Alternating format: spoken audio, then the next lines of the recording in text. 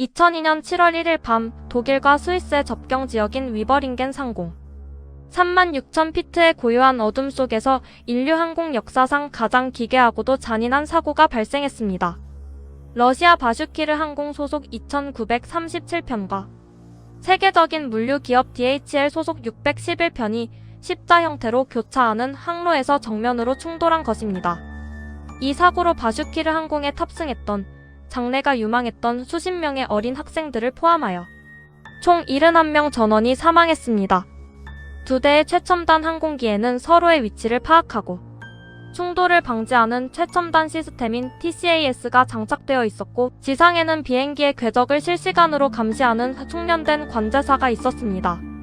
하지만 그날 밤 인간의 직관적 판단과 기계의 정밀한 계산이 정면으로 충돌하면서 하늘은 순식간에 불바다로 변했습니다.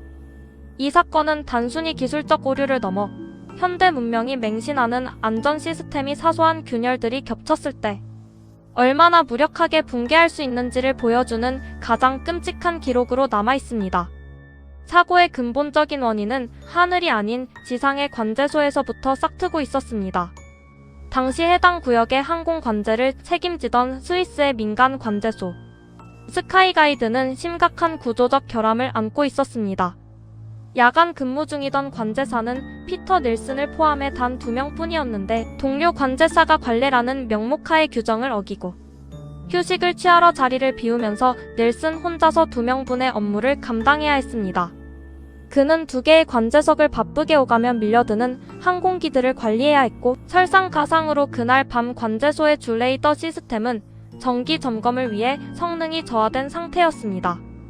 비상 상황에서 조종사와 관제사에게 위험을 알려야 할 시각 경보 시스템조차 꺼져 있었으며, 인근 공항과 긴급히 소통해야 할 전화 시스템마저 기술적 문제로 인해 먹통이 되어 있었습니다.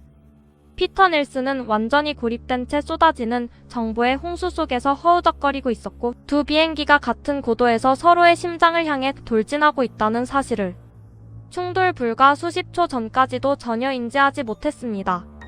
충돌 50초 전, 닐슨은 비로소 레이더상에서 두 기체의 궤적이 겹치는 절체절명의 위기를 발견했습니다. 그는 숨가쁜 목소리로 러시아 항공기 바슈키르 2937편에 명령했습니다. 바슈키르 2937, 즉시 35,000피트로 하강하라. 그러나 이 명령과 동시에 두 비행기의 충돌 방지 장치인 TCAS가 날카로운 경고음을 내뱉으며 작동했습니다. TCAS는 상대 기체의 고도와 속도를 광속으로 계산하여 서로 엇갈린 회피 경로를 제시하는 시스템입니다. 당시 TCAS는 러시아 기체에 상승하라고 지시했고, 반대편의 DHL 화물기에는 하강하라고 명령했습니다. 여기서 인류 항공 역사상 가장 잔인한 판단의 모순이 발생합니다. 러시아 조종실의 기장과 부기장은 지상의 관제사가 내린 하강 지시와 기계가 명령하는 상승 지시 사이에서 극심한 혼란에 휩싸였습니다. 당시 러시아의 비행 매뉴얼은 기계의 판단보다 인간 관제사의 권위를 우선시하도록 교육되어 있었습니다. 결국 러시아 기장은 기계의 경고를 끄고 관제사의 지시대로 기술을 아래로 꺾었습니다. 하지만 그 시각 DHL 화물기는 기계의 지시를 충실히 따르며 똑같이 하강을 시작하고 있었습니다. 관제사의 잘못된 지시가 두 비행기를 죽음의 일직선상으로 몰아넣은 셈입니다. 상황은 더욱 악화되었습니다. 닐슨은 바슈키르 항공기의 하강을 명령한 뒤 상대 기체인 DHL의 위치를 1시 방향이라고 잘못 알려주었습니다. 실제 DHL기는 러시아 기체의 11시 방향에서 접근 중이었기에 조종사들은 엉뚱한 하늘을 살피느라 회피할 수 있는 마지막 몇 초의 기회마저 잃어버렸습니다. 충돌 8초 전, 두 비행기의 조종사들은 마침내 안개 하나 없는 투명한 밤하늘에서 서로를 향해 거대한 빛의 덩어리로 돌진하는 상대방을 육안으로 확인했습니다. DHL 기장은 엔진 출력을 한계치까지 끌어올리며 필사적으로 기술을 눌렀고, 러시아 기체 내부에서는 잠에서 깨어난 아이들의 공포 섞인 비명이 터져나왔습니다. 그러나 수백 톤의 금속 덩어리들이 가진 관성을 찰나의 순간에 멈추게 할 방법은 없었습니다. DHL 611편의 수직 꼬리날개가 면도날처럼 바슈키르 2937편의 허리를 정확히 베어 넘겼습니다. 러시아 여객기는 공중에서 두 토막나 폭발하며 파편화되었고 지지력을 잃은 DHL기 역시 불덩이가 되어 지면으로 곤두박질 쳤습니다. 평화로웠던 위버링겐 마을의 주민들은 한밤중에 하늘에서 불타는 쇳덩어리와 시신들이 우박처럼 쏟아지는 참혹한 풍경을 마주해야 했습니다. 이 사고가 더욱 가슴 아픈 이유는 희생자들의 면면 때문이었습니다. 바슈키르 항공기에 탑승했던 45명의 아이들은 성적이 우수한 학생들에게 주어지는 포상 휴가로 스페인 여행을 가던 길이었습니다. 그들의 꿈과 희망은 위버링겐의 차가운 숲속에서 산산조각 났습니다. 유가족들의 슬픔은 곧 시스템에 대한 분노로 번졌습니다. 그 중에서도 가족 전체를 잃은 건축가 비탈리 칼로에프의 비극은 전 세계를 울렸습니다. 그는 사고 소식을 듣자마자 현장으로 달려가 경찰에 재질을 뿌리치고 시신들 사이를 미친 듯이 헤맸습니다. 그러다 나무에 걸린 딸의 진주 목걸이와 훼손된 시신을 직접 발견한 순간 그의 영혼은 완전히 파괴되었습니다. 칼로에프는 사고를 유발한 관제사 피터 닐슨을 법정에 세우려 했으나 스카이가이드 측의 미온적인 대처와 닐슨의 무죄 주장 앞에 절망했습니다.